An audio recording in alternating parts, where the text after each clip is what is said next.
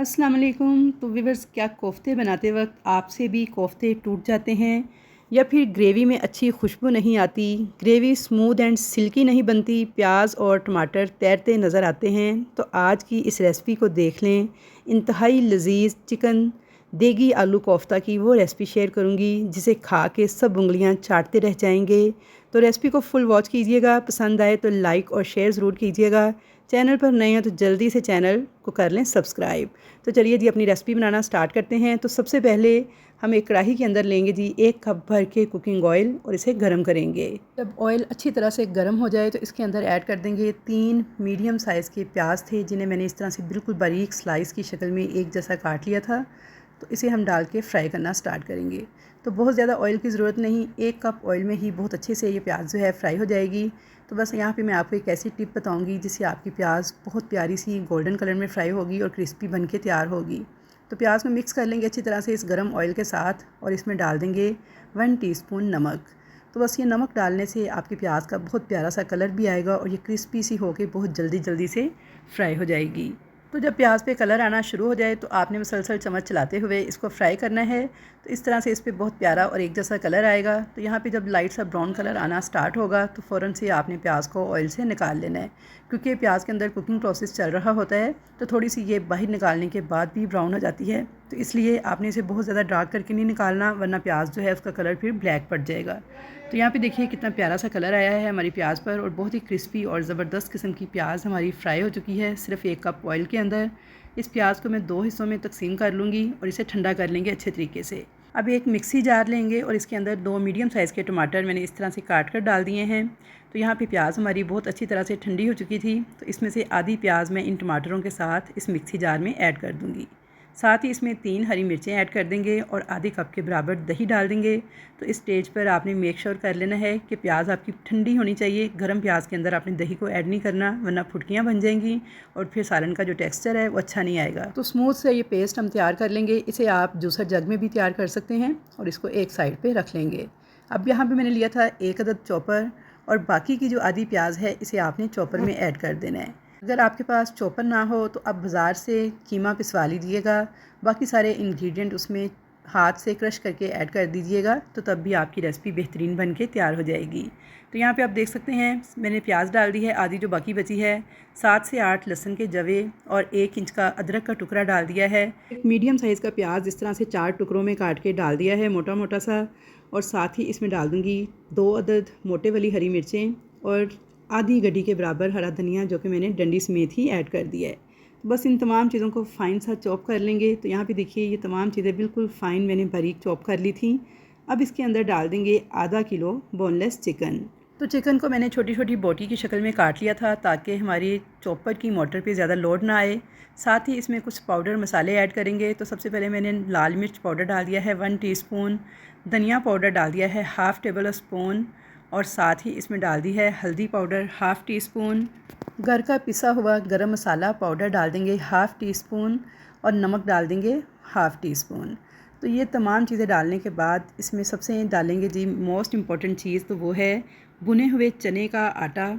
4 table spoon भर के मैंने ऐड किया है। अगर आपके पास भुने हुए चने का आटा ना हो तो आप बेसन को तवे पे ड्राई रोस्ट कर लीजिएगा, 4 टेबल स्पून वो भी ऐड कर सकते हैं। या फिर आधा कप ब्रेड क्रम्स ऐड कर लीजिएगा। अगर ब्रेड क्रम्ब भी ना हो तो 2 अदद ब्रेड के स्लाइस जो हैं क्रश करके, तो उनको भी ऐड कर सकते हैं। जो भी चीज़ आपके पास इन चारों चीज़ों में से हो आप उसे डाल के इसे बिल्कुल फ़ाइन चॉप कर लीजिएगा। तो यहाँ पे आप देख सकते हैं बिल्कुल फ़ाइन सा जो पेस्ट है ये हमारा रेडी हो गया है। इसे हम निकाल लेंगे एक खुली परात के अंदर या किसी खुले बर्तन में निकाल लीजिएगा। तो बस ऐसा ही फ़ाइन सा पेस्ट आपने रेडी करना है जो कि आपके कोफ्तों के लिए बेहतरीन मटीरियल होगा। तो यहाँ पे देख सकते हैं आप इसकी लुक चेक कीजिए। हल्का सा हाथों को ऑयल लगाएंगे और मीडियम साइज़ के कोफ्ते आपने इस तरीके से तैयार कर लेने हैं। तो ये मज़ेदार से कोफ्ते इस स्टेज पे बना के आप फ्रीज़ भी कर सकते हैं। फिर चाहे आप मज़ेदार से कोफ्ते की ग्रेवी तैयार कर लें, कोफ्ता पुलाव बना लें, मंचूरियन तैयार कर लें कोफ्तों का, या फिर स्पेगेटी में डाल लें। जैसे चाहें आप इन कोफ्तों को यूज़ कर सकते हैं। तो आधा किलो चिकन से हमारे तकरीबन 16 से 17 मीडियम बड़े साइज़ के कोफ्ते बन के तैयार हो जाएंगे। तो कोफ्ते बनाते वक्त बस ये ख्याल कीजिएगा कि इसमें क्रैक्स वगैरह बिल्कुल नहीं होने चाहिए ताकि ये टूटने ना पाएँ। तो यहाँ पे देख सकते हैं आप कि बेहतरीन ज़बरदस्त किस्म के हमारे कोफ्ते बन के तैयार हो गए हैं। तो चलिए अब इनको पकाना स्टार्ट करते हैं। तो यहाँ पे ये वही ऑयल है जिसके अंदर हमने प्याज को फ्राई किया था। इसे थोड़ा सा गर्म करेंगे और इसके अंदर इन कोफ्तों को बिल्कुल हल्के हाथों के साथ ऐड कर देंगे। तो बस लो मीडियम फ्लेम पे आपने इन कोफ्तों को 1 से 2 मिनट तक फ्राई करना है। हल्का सा शैलो फ्राई करना है बस। इन कोफ्तों को बहुत ज़्यादा आपने फ्राई नहीं करना, वरना आपके कोफ्ते जो हैं वो सख्त हो जाएंगे। तो 1 से 2 मिनट तक उलट पुलट करते हुए लो मीडियम फ्लेम पर मैंने इन्हें फ्राई कर लिया था। अब मैं इनको निकाल लूँगी ऑयल में से और एक प्लेट में एक साइड पर रख देंगे। तो यहाँ पर इसी ऑयल के अंदर डाल देंगे 3 अदद सब्ज़ इलायचियाँ, खोलकर ऐड कर दीजिएगा। साथ में तेज़ पत्ते ऐड कर देंगे 2 से 3, हल्का सा क्रैकल करके। साथ ही इसमें डाल देंगे लहसुन अदरक का पेस्ट हाफ़ टेबल स्पून के बराबर। यहाँ पे मैंने 4 से 5 लिए थे लहसुन के जवे और आधे इंच का अदरक का टुकड़ा, जिसे मिक्सी जार में बिल्कुल स्मूथ किस्म का एक पेस्ट रेडी कर लिया था। इसे फ्राई कर लेंगे थोड़ा सा, ताकि लहसुन अदरक की जो कच्ची स्मेल होती है वो ख़त्म हो जाए। तो यहाँ पे देखिए 1 मिनट तक मैंने लहसुन अदरक के पेस्ट को फ्राई कर लिया था। अब इसके अंदर ऐड कर देंगे प्याज, टमाटर, दही और हरी मिर्च का जो पेस्ट हमने रेडी करके रखा हुआ था। मिक्स कर लेंगे अच्छी तरह से इस पेस्ट को भी। और अब इसमें डालेंगे कुछ मसाला जात। मसालों में सबसे पहले डालेंगे लाल मिर्च पाउडर 1 टीस्पून, धनिया पाउडर डाल देंगे हाफ़ टेबल स्पून, हल्दी डाल देंगे हाफ़ टी स्पून, नमक डाल देंगे हाफ़ टी स्पून और कश्मीरी लाल मिर्च डाल देंगे हाफ़ टेबल स्पून। कश्मीरी लाल मिर्च टोटली ऑप्शनल है, इससे कलर खूबसूरत आता है सालन का। अगर आपके पास हो तो ज़रूर ऐड कीजिएगा, ना हो तो स्किप कर दीजिएगा। मिक्स कर लेंगे अच्छी तरह से और इस मसाले की भुनाई कर लेंगे कि दही का तमाम पानी जो है वो ड्राई हो जाए और इस मसाले में से ऑयल जो है वो सेपरेट होने लगे। तो ये बस इस स्टेज पर आपने मसाले की भुनाई जो है वो बहुत अच्छे तरीके से करनी है कि ऑयल जो है इसका बिल्कुल सेपरेट हो जाए और मसाला बहुत अच्छा सा भुन के खुशबू आने लगे। तो यहाँ पे इस रेसिपी में मैंने बिल्कुल मुनासिब सी नमक मिर्च ऐड की है। आप अपनी फैमिली के हिसाब से नमक मिर्च है वो कम ज़्यादा कर सकते हैं। तो मसाला यहाँ पे बहुत अच्छे से भुन चुका था, ऑयल सेपरेट होने लगा था। तो इसके अंदर कोफ्ते ऐड कर देंगे, मिक्स कर लेंगे अच्छी तरह से इन कोफ्तों को मसाले के साथ।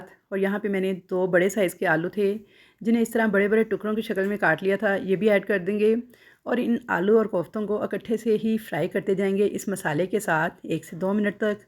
तो यहाँ पे 1 से 2 मिनट तक मसाले के साथ मैंने आलू और कोफ्तों की अच्छे से बुनाई कर ली है।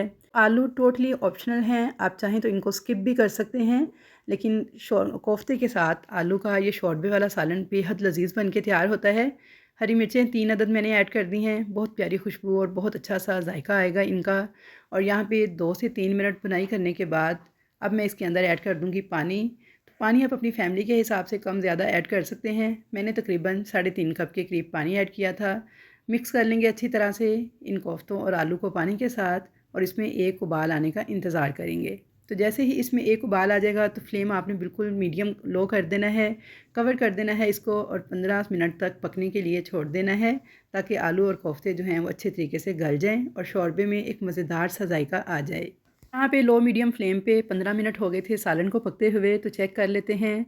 तो यहाँ पे सबसे पहले मैं आपको आलू चेक करवा देती हूँ। तो ये देखिए परफेक्टली गल चुका है। अब इसमें ऐड कर देंगे घर का पिसा हुआ खुशबूदार गरम मसाला पाउडर 1 टीस्पून के बराबर, जो कि हमारे हर सालन को लगा देता है 4 चांद। साथ ही इसमें डाल देंगे हरा धनिया बारीक कटा हुआ और इसे गार्निश कर लेंगे। तो यहाँ पे मैं आपको कोफ्ते भी चेक करवा देती हूँ। तो ये देखिए माशाल्लाह से कितने जूसी, नरम और मज़ेदार बन के तैयार हुए हैं। आप इसकी लुक चेक कीजिए। और इस स्टेज पर अगर आपको ये रेसिपी ज़रा भी अच्छी लग रही है तो जल्दी से वीडियो को लाइक करें, शेयर करें और कमेंट करके बताएं कि कैसी लगी आपको मेरी आज की ये रेसिपी। यहाँ पे आप ग्रेवी चेक कीजिए, कितनी स्मूथ एंड सिल्की बन के तैयार हुई है। रेसिपी को अगर ट्राई करें तो फीडबैक देना मत भूलिएगा। तो इंशाल्लाह ताला मुलाकात होगी आपके साथ एक अच्छी और नई रेसिपी के साथ। तब तक के लिए अल्लाह हाफिज़।